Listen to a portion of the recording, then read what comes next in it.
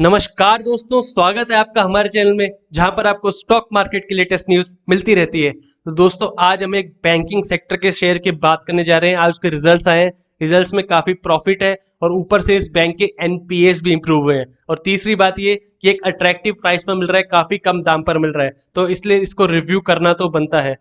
तो हम पहले इसके चार्ट देखेंगे, इसके पूरा फाइनेंशियल रिपोर्ट देखेंगे और उसके बाद इसका आपका Q1 का रिजल्ट देखेंगे, क्योंकि जो लोग इस बैंक से वाकिफ है वो जानते होंगे कि इस बैंक ने लंबे समय में तो अच्छे रिटर्न्स नहीं दिए हैं। कभी 150-200 पर चला करता था। तो उसका रीजन जानेंगे हम कि नीचे क्यों आए, फाइनेंशियल्स में क्या गड़बड़ी हुई और अब जो प्रॉफिट दिखा रहा है उसकी वजह से आगे क्या अपसाइड या डाउनसाइड पोटेंशियल होता है। तो दोस्तों इसका अगर आज का ट्रेड देखिए लगभग 5% ऊपर बंद हुआ है। तो यानी आज शाम को रिजल्ट आया, तो लोगों को उम्मीद थी कि अच्छा रिजल्ट आ सकता है और वही आने को दिखा है। 121 करोड़ के आसपास का प्रॉफिट है बैंक को। यहीं अगर मैं लंबे समय का लगाऊं 6 महीने का, तो आप देखिए 8 रुपए के आसपास ट्रेड कर रहा था आज से 6 महीने पहले। और उसके बाद इसने बीच में अपर मूवमेंट दिखाई थी शानदार, और वहीं पर आप 10.5 से 11 रुपए के बीच में इसको कंसोलिडेशन मान सकते हैं। और एक साल का चार्ट दिखाऊं तो ये देखिए आप 9 रुपए 75 पैसे के आसपास ट्रेड कर रहा था। यानी एक साल से अगर आप देखेंगे, बीच में कोविड सिचुएशन आई तब इसमें भी मार पड़ी थी जैसे ज्यादातर स्टॉक्स में पड़ी थी। लेकिन अगर हम लॉन्ग टाइम में देखें तो तकरीबन 9 से 10 रुपए के बीच में ट्रेड कर रहा है। और अभी का जो ब्रेकआउट लेवल होगा, अगर रिजल्ट्स की वजह से अच्छे ऊपर अपर मोमेंटम आई तो काफी इंपॉर्टेंट ब्रेकआउट लेवल होगा, क्योंकि एक साल से इसने, यहाँ आप देखेंगे 13 रुपए 10 पैसे का हाई मारता 26 जून को, पर ज्यादा सस्टेन नहीं कर पाया था। तो 12 या 13 रुपए का लेवल अगर ब्रेक करता है तो आप देख सकते हैं कि एक साल का लेवल ब्रेक कर देगा। कि लंबे समय में ये सिर्फ 12 रुपए पर ही गया था 4 नवंबर 2019 को। यही अगर हम 5 साल का देखें तो यहाँ से आप देख सकते हैं कि बैंक की परफॉर्मेंस लंबे टाइम में बुरी क्यों बता रहा था, क्योंकि लगातार डाउन ट्रेंड दिख रहा है, रेड में दिख रहा है हमें। 40 रुपए के आसपास हुआ करता था 2015 में। और वहीं मैं मैक्सिमम चार्ट लगा दूं तो ये आप देखिए दोस्तों, 2000 में लिस्टिंग के बाद ये तकरीबन 200 के आसपास तक गया था। और तब से इस बैंक ने नीचे ही मूवमेंट दिखाई है। एक बार फिर से इसने इंप्रूवमेंट दिखाई थी, पर आप देख सकते हैं अगर लंबे टाइम में 2010 से देखें तो नीचे की तरफ आए। पर बैंक फिर भी प्रॉफिट बना रहा है, उतने नहीं बना रहा है जितना 10 साल पहले बनाता था। पर अब हम देखते हैं इसमें क्या गड़बड़ी हुई है, उसके फाइनेंशियल्स क्या है। तो आइए मैं आपको डायरेक्टली इसके वैल्यूएशन और फाइनेंशियल्स दिखा देता हूँ। तो अगर इसकी वैल्यूएशन देखी जाए, देखिए 18,780 करोड़ के आसपास है इसकी मार्केट कैप। इसका इंडस्ट्री का पी ही है 14.81। और एक और अट्रैक्टिव चीज दोस्तों, इसका बुक वैल्यू है 9.83 रुपीज। तो अगर आप बुक वैल्यू कैलकुलेट करेंगे तो तकरीबन 1.2 से 1.25 के बीच में आ जाएगा। और बुक वैल्यू अगर एक या एक से करीब होती है तो उसको भी अट्रैक्टिव बात मानी जा सकती है। फेस वैल्यू है बैंक का 10 और डिलीवरेबल्स आज उठाए गए 68.22%। आज वैसे अपर सर्किट लगा है। अगर मैं आपको इसके फाइनेंशियल्स पर ले चलूं तो यहाँ आप देखेंगे क्वार्टरली रिजल्ट हम डिस्कस करेंगे। अभी जब Q1 का रिजल्ट देखेंगे, हम एनुअल रिजल्ट देख लेते हैं, लंबे समय का रिजल्ट। तो आप देखें मार्च 2016 में कंपनी ने नेट इंटरेस्ट अर्न 23,517 करोड़ किया था। और वो डाउन आता रहा लगातार, और 17,406 करोड़ था लास्ट मार्च क्वार्टर में, यानी Q4 2020 में। और उसके बाद टोटल इनकम अगर देखी जाए तो 26,000 करोड़ रहती थी मार्च में 2016 में। और 5 साल बाद अब आप देखें तो 20,765 करोड़। और अब मेन चीज देख लेते दोस्तों, नेट प्रॉफिट देख लेते हैं डायरेक्ट इसका। तो आप ये देखिए कुछ टाइम से नेगेटिव में ही प्रॉफिट आ रहा है, ईयरली रिजल्ट है तो 8,527 करोड़ नेगेटिव में रहा है कंपनी का प्रॉफिट मार्च 2020 ईयर एंडेड में भी। तो इससे आप देख सकते हैं अगर इसने अभी प्रॉफिट दिया है तो यानी अच्छी शुरुआत हुई है फाइनेंशियल ईयर 21 की। अगर ये बरकरार भी रहती है तो पहले के नेगेटिव रिजल्ट से तो काफी अच्छा होगा। और इसमें अगर आप देखेंगे सबसे ज्यादा कंपनी को खर्चा कहाँ हुआ है, तो आप देखिए प्रोविजंस बहुत रखे गए हैं। 11,870 करोड़ के आसपास के कंपनी ने प्रोविजंस रखे हैं, क्योंकि टोटल एक्सपेंडिचर तो इनकम से कम ही हुआ है। तो यहाँ आप देखिए प्रोविजंस की वजह से, यानी जो एनपीएज हैं कंपनी के, वो बढ़ते जा रहे थे और उसकी वजह से कंपनी को एक धक्का झेलना पड़ रहा था। और अगर हम बैलेंस शीट देखें कंपनी की, तो आप यहाँ देखेंगे कि कंपनी के शेयर कैपिटल 16,436 करोड़ है। लगातार इंक्रीज हुए हैं शेयर कैपिटल, काफी ज्यादा इंक्रीज हुए हैं 5 साल में देखा जाए तो।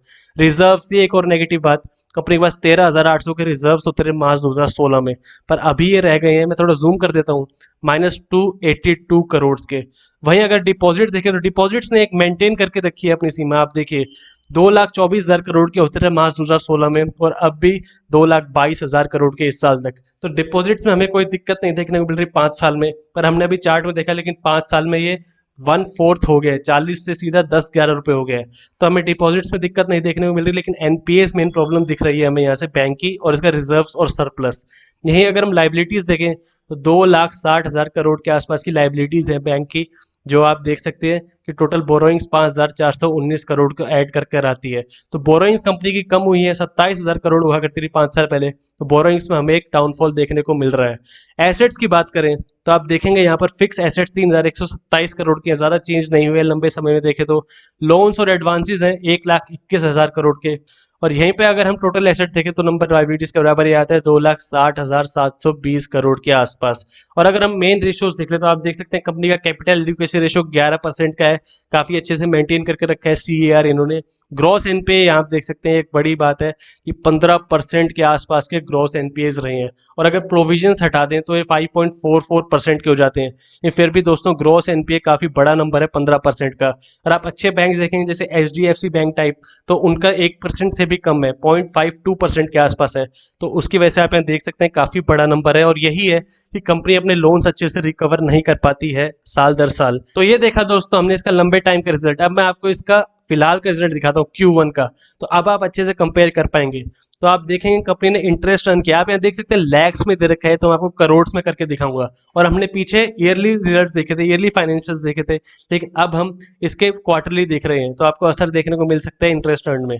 तो इंटरेस्ट अर्न रहा है 4,300 करोड़ के आसपास कंपनी का, और वही जून 2019 में था 4,336 करोड़। तो इंटरेस्ट अर्न में हमें ज़्यादा दिक्कत देखने को नहीं मिल रही है।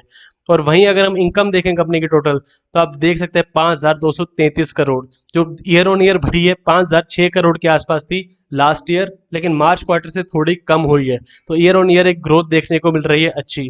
और कंपनी का ऑपरेटिंग प्रॉफिट प्रोविजन और कंटेंजेंसी से पहले आप देख सकते हैं कि तकरीबन 1,094 करोड़ का रहा है, जो ईयर ऑन ईयर ये भी बढ़ गया है, लेकिन ये प्रोविजंस और कंटेंजेंसीज के पहले है। और यहाँ आप देखेंगे एक मेन रीजन जिसकी वजह से इसका प्रॉफिट बढ़ा है, क्योंकि इसने प्रोविजंस इस बार कम दिए हैं। इस बार सिर्फ 969 करोड़ के प्रोविजंस रखे हैं, जो पिछली बार 1,157 करोड़ के रखे थे। तो यहाँ आप देख सकते हैं सीधा सीधा हमें 150 करोड़ के आसपास तक का गैप देखने को मिल रहा है प्रोविजंस में, और वो ऐड होकर इसका रिजल्ट अच्छा कर देते हैं। और यहीं अगर पीरियड का प्रॉफिट देखें तो आप देख सकते हैं 120.6 करोड़ का प्रॉफिट रहा है कंपनी को, और यही नंबर नेगेटिव 342 करोड़ था लास्ट ईयर देखे तो। और इसमें जो मेन चीज थी वो देख सकते हैं दोस्तों कि ऑर्डिनरी एक्टिविटीज आफ्टर टैक्स से कंपनी का काफी ज्यादा लॉस हुआ था। टोटल एक्सपेंसेस कंपनी के काफी ज्यादा जुड़ गए थे।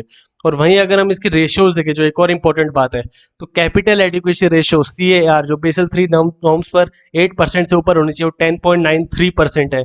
ये भी आपको लगातार इंक्रीज होते देख रहे हैं। तो इससे पता लगता है कि बैंक के पास ऑलरेडी इतना पैसा है, रिजर्व्स रखे हैं कि अपने एनपीएस को टैकल कर सके अगर कोई बुरी सिचुएशन आई।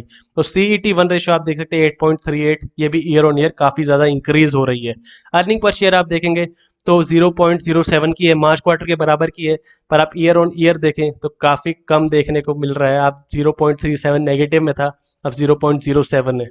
और इंपॉर्टेंट नंबर्स आप देख सकते हैं, ग्रॉस एनपीए कंपनी का है 18,290 करोड़ के आसपास। तो यहाँ एक बड़ी इंप्रूवमेंट मैं आपको बता रहा था, एनपीएस में इंप्रूवमेंट हुई है।